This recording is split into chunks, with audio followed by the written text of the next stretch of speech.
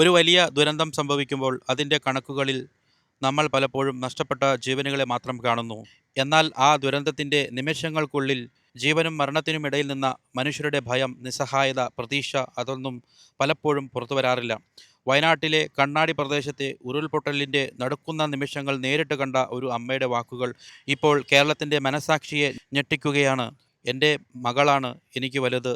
ഇനി ഞാൻ അങ്ങോട്ട് പോകില്ല. ഈ വാക്കുകൾ പറയുമ്പോൾ പോലും ആ അമ്മയുടെ ശബ്ദത്തിൽ ഭയം മാറിയിട്ടില്ല.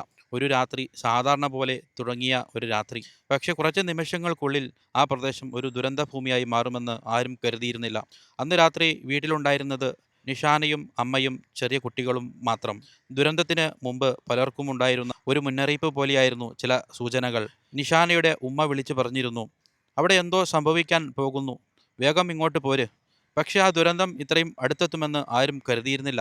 കുഴപ്പമൊന്നുമില്ല ഉമ്മ, ഇവിടെ സുരക്ഷിതമാണ് എന്ന് പറഞ്ഞ് ആ അമ്മയെ ആശ്വസിപ്പിക്കുകയായിരുന്നു നിഷാന. പക്ഷേ രാത്രി കടന്നു പോകുമ്പോൾ ഒരു ഭയം മനസ്സിൽ ഉണ്ടായിരുന്നു. അതിനിടയിലാണ് ഇതുവരെ ജീവിതത്തിൽ കേൾക്കാത്ത തരത്തിലുള്ള ഒരു വലിയ ശബ്ദം. അത് ഇടിമുഴക്കമാണോ, പാറ പൊട്ടുന്ന ശബ്ദമാണോ, അതോ മറ്റെന്തെങ്കിലുമാണോ? ഒരു നിമിഷമൊന്നും മനസ്സിലായില്ല. പക്ഷേ ആ ശബ്ദത്തിൽ ഒരു അപകടത്തിൻ്റെ സൂചന ഉണ്ടായിരുന്നു. ആ ശബ്ദം കേട്ടതോടെ നിഷാന വീട്ടിൽ നിന്ന് പുറത്തേക്ക് നോക്കി.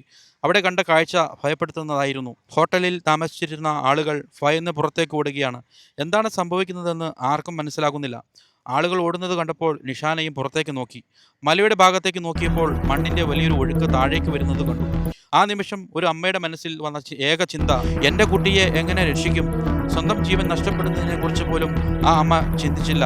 പക്ഷേ തൻ്റെ കുഞ്ഞിനെ എന്തെങ്കിലും സംഭവിക്കുമോ എന്ന ഭയം മാത്രമായിരുന്നു. ദുരന്തത്തിൻ്റെ ആ നിമിഷങ്ങളിൽ പലരും ഓടുകയായിരുന്നു. പക്ഷേ ചിലർ ഭയന്ന് അവിടെ തന്നെ നിന്നുപോയി. എന്ത് ചെയ്യണം എന്ന് അറിയാത്ത അവസ്ഥ. ഓടണോ, കുട്ടിയെ എടുക്കണോ, വീടിനുള്ളിൽ തുടരണമോ?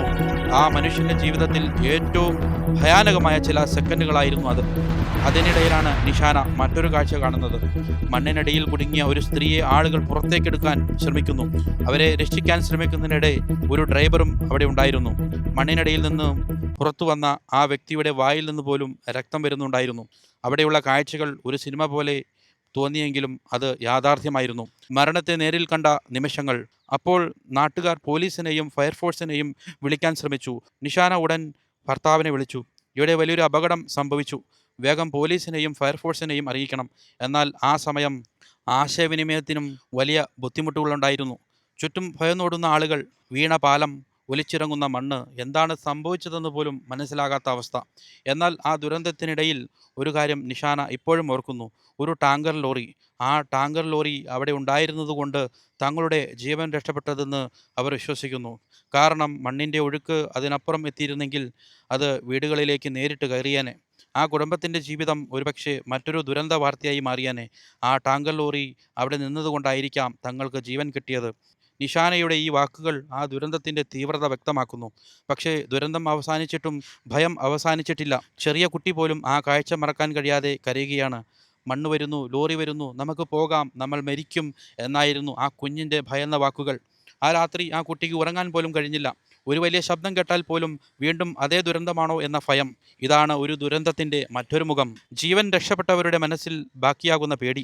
നിഷാന പറയുന്ന മറ്റൊരു പ്രധാന കാര്യമുണ്ട്. മുൻകൂട്ടി ഒരാൾ പറഞ്ഞിരുന്നെങ്കിൽ ഞങ്ങൾ അവിടെ നിന്ന് മാറിയേനെ.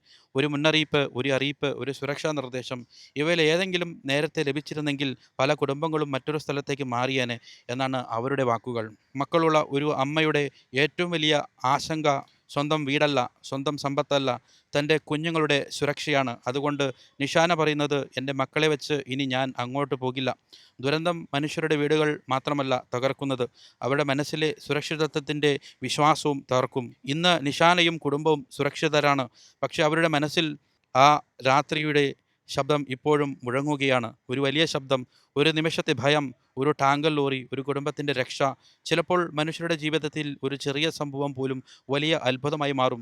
കണ്ണാടിയിലെ ഈ അമ്മയുടെ അനുഭവം നമ്മളോട് പറയുന്നത് ഒരേ ഒരു കാര്യമാണ്. പ്രകൃതിയുടെ ശക്തിക്ക് മുന്നിൽ മനുഷ്യൻ ചെറുതാണ്. പക്ഷേ സമയത്ത് ലഭിക്കുന്ന മുന്നറിയിപ്പുകളും സുരക്ഷാ സംവിധാനങ്ങളും നിരവധി ജീവനുകൾ രക്ഷിക്കാൻ കഴിയും. ഈ ദുരന്തത്തിൽ നിന്ന് നമ്മൾ പഠിക്കേണ്ടത് അതാണ്. ജീവൻ രക്ഷപ്പെട്ടവരുടെ വാക്കുകൾ കേൾക്കുക, അവരുടെ ഭയം മനസ്സിലാക്കുക. ഇനിയൊരു ദുരന്തം സംഭവിക്കാതിരിക്കാൻ മുൻകരുതലുകൾ ശക്തമാക്കുക. കാരണം ഒരു കുടുംബത്തിന് നഷ്ടപ്പെടുന്ന ഒരു നിമിഷം മറ്റൊരാൾക്ക് ഒരു വാർത്ത മാത്രമായിരിക്കാം. പക്ഷേ ആ കുടുംബത്തിന് അത് ജീവിതകാലം മുഴുവൻ മറക്കാനാവാത്ത ഒരു മുറിവാണ്.